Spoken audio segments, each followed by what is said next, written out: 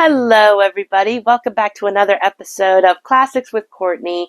And today is the final video for Wuthering Heights month. I hope you guys have enjoyed this little journey with me. I had fun doing it. But for our last video, we are going to take a look at, or rather talk about the 1967, I believe, BBC version starring Ian McShane as Heathcliff. So I watched this video yesterday, and I'm just going to be straight up honest with you. I didn't like it. It is definitely closest to the book compared to any of the other adaptations that I cover within the time period. However, because it is close to the book does not mean it's good. I have taken a poll of opinions and taken a look at reviews. On Amazon for the DVD, you have a couple people saying it's one of the best versions, while others are saying it's terrible. I'm in the poll. I don't want to say it's terrible, but I didn't like it. I found myself kind of bored watching it. I thought it was just, there were points where I was annoyed by the story, including the fact that Kathy is actually very mean to Heathcliff as a child. The point where there's twice that she rolls around as an adult woman having a tantrum. She makes Merle Oberon look like a mature saint. The guy that plays Heathcliff, Ian McShane, I thought he was well casted, but to me, he lacked passion for the role. And what's interesting, though, is I am familiar with at least a couple of his films, or works, if you will. He played Judas Iscariot in the Jesus of Nazareth miniseries from 1977, a miniseries about Jesus' life that both my parents actually prefer, as opposed to other stories about Jesus' life.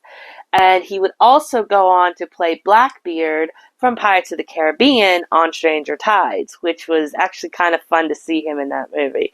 So it's actually interesting to see this guy in a role from the 1960s. My problem is I love the passion and romance between Heathcliff and Kathy. Every version, even the one with Richard Burton, which you guys knew I slammed the last time, they actually did do that. They had passion. They had that love between them. In this one, it's like there's barely any chemistry. And to me, that's really sad because these two are the ones that kind of pull the story. These are the two that you're mostly invested in. Now, the other one I was invested in was, I believe it's the other Kathy, which is she's the daughter of Linton. So I did like her. Linton, which was the son of Heathcliff, I thought he was very wimpy, and I don't know, I didn't really care for him, but I didn't care for Hareton either. And he's the one, I believe, that gets with Kathy at the end of the story. He's kind of, I don't know.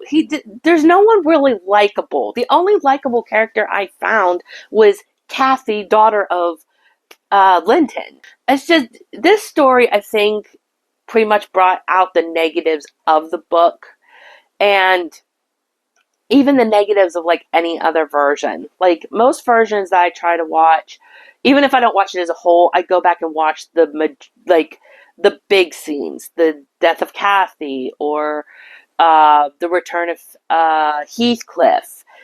Those, or the moment where Kathy exclaims her love for Heathcliff, but Heathcliff doesn't hear it because all he heard before he left was, "It would degrade me to marry him."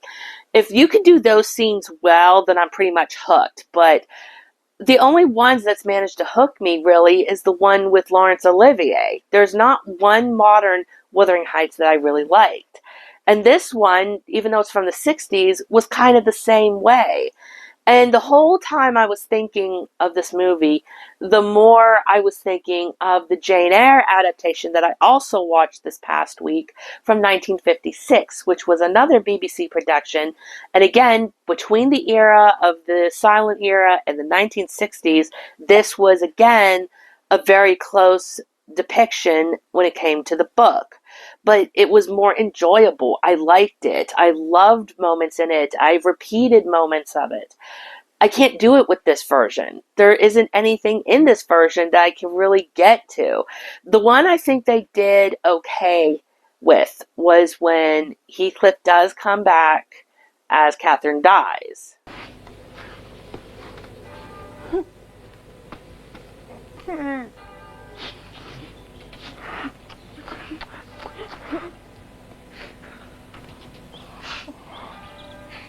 You and Edgar have broken my heart, Heathcliff. And you've both come to bewail the deed to me as if you were the people to be pitied. Will you forget me? Will you say 20 years hence, that is the grave of Catherine Earnshaw? I loved her once long ago and was wretched to lose her, but it is past. Will you say so? Are you possessed with the devil to talk to me like that when you were dying? You see, he would not relent one moment to keep me out of the grave. No. That's unlove. No, I will not relent. I have no comfort for you. You deserve this. Why did you betray your own heart, Kathy? You loved me. And how could you leave me for the poor fancy you felt for Linton? Nothing God nor Satan could inflict would have made us part, but you. You of your own will did it. If I've done wrong, then I'm dying for it. Forgive me. Oh, no, I did not break your heart, Kathy. You have broken it.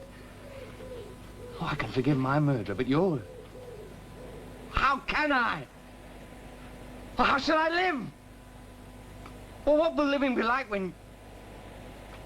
Would you like to live with your soul in the grave? Mr. Heathcliff! I must go, but now not straight 5 yards from your window. No, you must not go! Only 1 hour. No!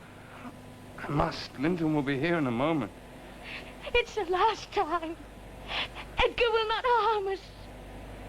Don't go, Heathcliff. Stay with me. I shall die. But aside from all that, I didn't find it enjoyable. And it actually brought me to look at Heathcliff differently as well. When you compare Laurence Olivier's Heathcliff to Ian McShane's, they're two totally different characters. Where Laurence Olivier portrays him as brooding, but yet he can be passionate, he can be kind, he can be cruel, but he's not cruel in the sense that we hate him, so to speak. The only cruelty he does that I particularly really don't like him for is what he does to Isabella. In this version, Isabella does end up leaving him, which doesn't happen in the 1939 version. She does end up leaving him, but then he still gets his hands on her son.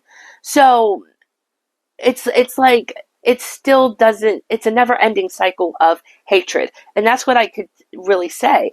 This character actually embraces the hatred, and in the book as well. The character of Heathcliff is so filled with hatred because of what had happened between him and Kathy leaving him and then dying, that he ended up going on a binge. I want to make the Lintons suffer. And in the end, he does suffer. Now, in this version, he kills himself by a certain mean, which I am not going to get into, but I don't believe that was accurate to the book. But as I stated, I feel like I'm rambling on at this rate, but at this rate, I just really did not care for this story. There is not one thing that I could tell you that I cared for. The soundtrack is like lackluster to nothing, and there's no passion in the acting. I am especially disappointed in the moment where Kathy passes away and Heathcliff does stand outside and wait until morning when he finds out that she does pass away. And he goes into the speech of, "Don't leave me in this abyss where I cannot find you." I pray one prayer. Catherine Earnshaw, may you not rest as long as I am living. Be with me always, Take any form. Drive me mad. But do not leave me in this abyss where I cannot find you. I cannot live without my life. He plays it so bluntly and blandly. I'm like, where is the passion? You literally just lost the love of your life, and this is how you're acting. I don't know. I did not care for this version. I did not care for the acting. I didn't care for much of anything, honestly. It is free on YouTube, though. So if you're interested, I would check it out, but only if you're interested in tackling a Wuthering Heights adaptation, especially if you're comparing it to the book. If you're looking for entertainment, I would say skip this one, but I don't know, because again, everyone's different. You might enjoy it. I didn't. But like I said, it's free on YouTube. Give it a watch. And that pretty much wraps up my Wuthering Heights month. So stay tuned where we're going to have some real good fun. We are going to talk about Gene Tyranny. So February is Gene Tyranny month. I'm super excited. So stay tuned, and I will see you guys in that video. Bye! Have a great and wonderful day, and let's end January with a happy note. Bye!